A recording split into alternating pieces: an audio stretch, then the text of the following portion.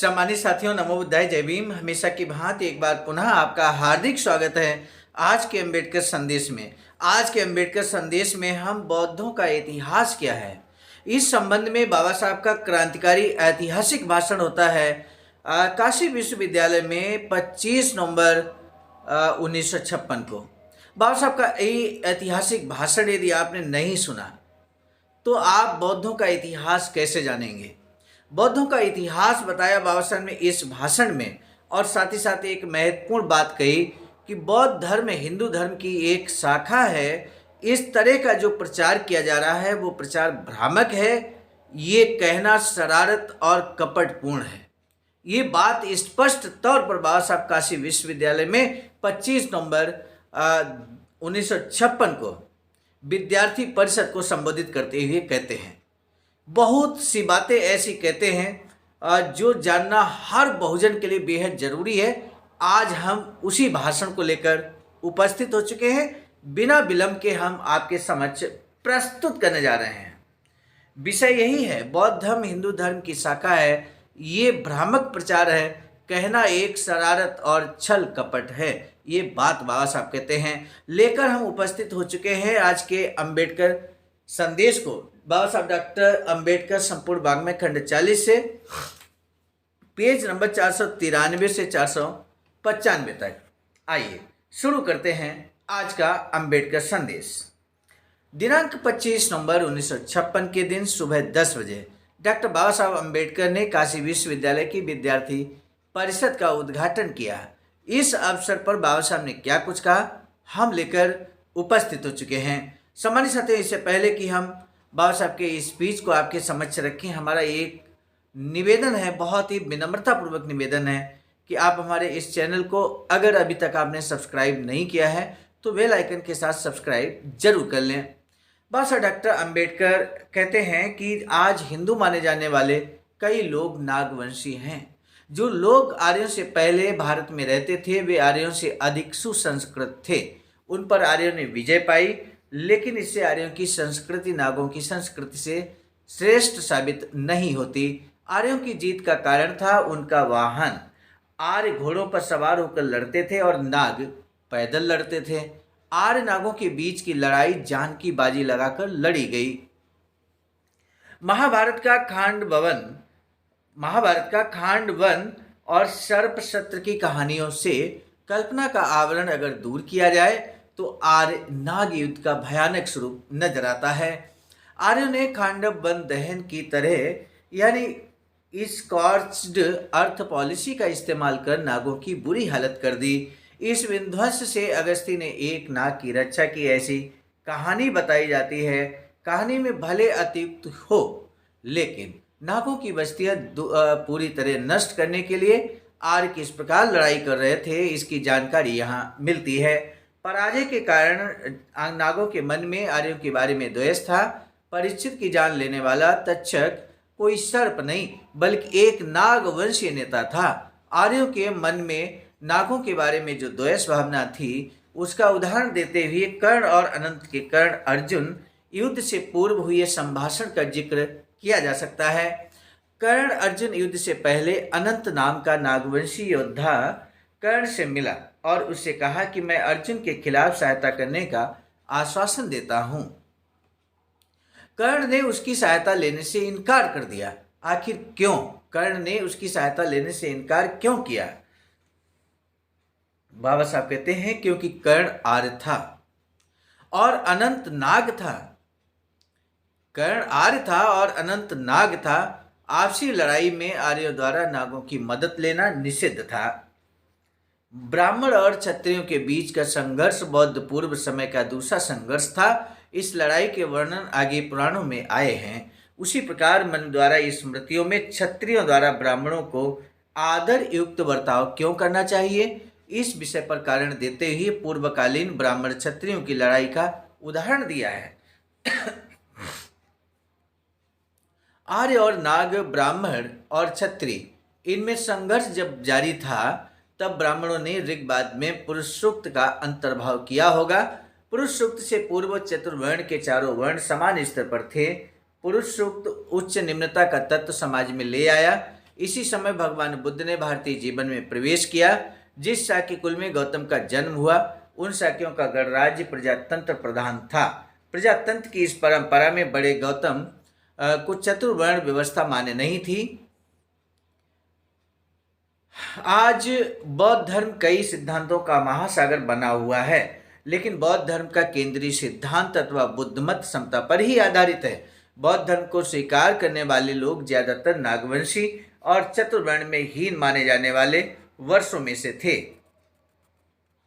नागों के युद्ध करना प्रिय था। इसके बारे में मुचलिंद नाग की कहानी से पता चलता है। मुचलिंद की अग्निहोत्री काश्यप से दुश्मनी थी, लेकिन काश्यपों के पास आतिथ्य के लिए आए बुद्ध का वह सेवक बना।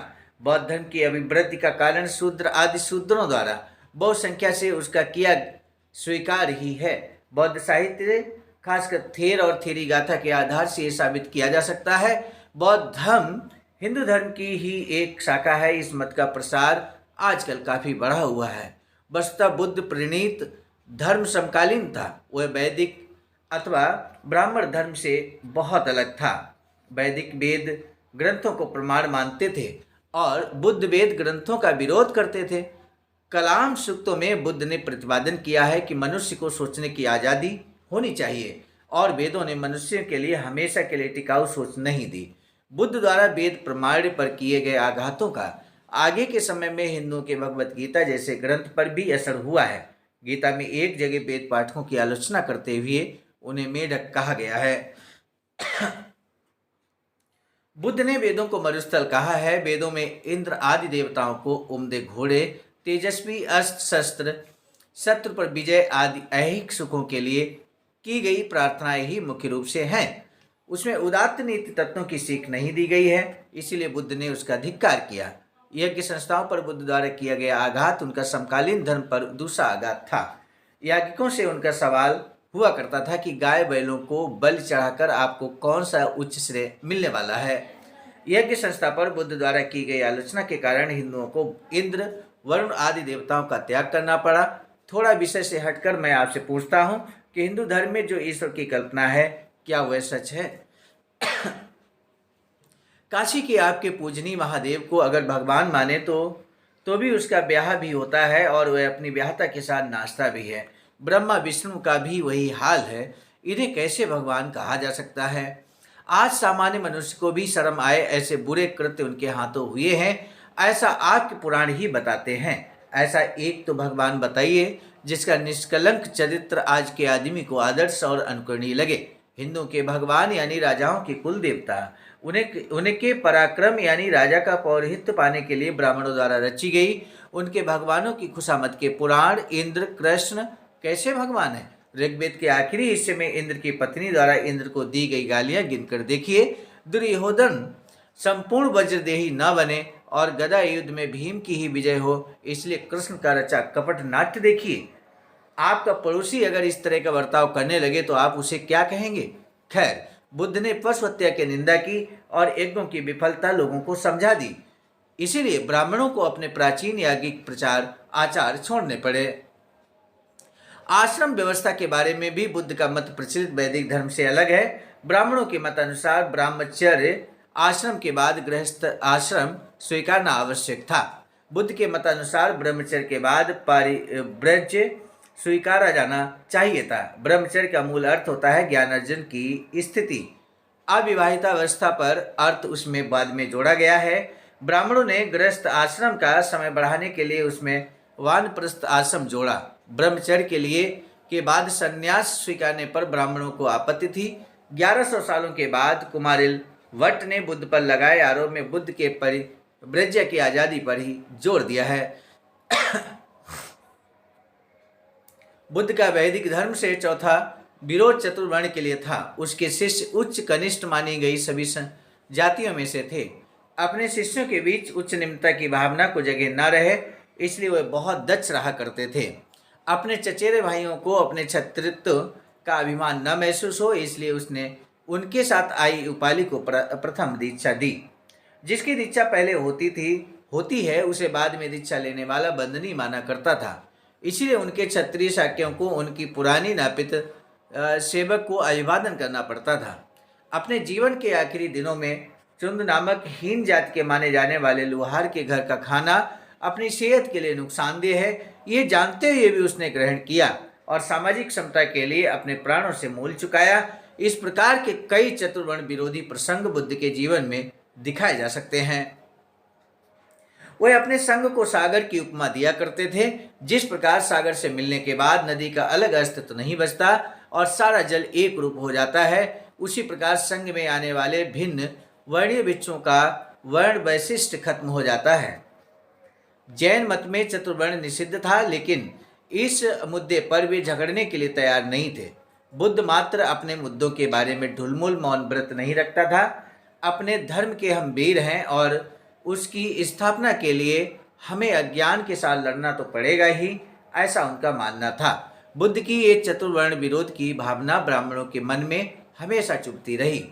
इसीलिए चतुर्वर्ण के बारे में मूक रहने वाले निराशावादी सांख्याचार्य कपिल मुनि को उन्होंने अपना कहा, लेकिन बुद्ध को हमेशा दुश्मन ही माना। सामान्य साथियों, ये स्पीच बाबा साहब का लंबा है और इसलिए इसको 2 भागों में ब्रेक किया गया है।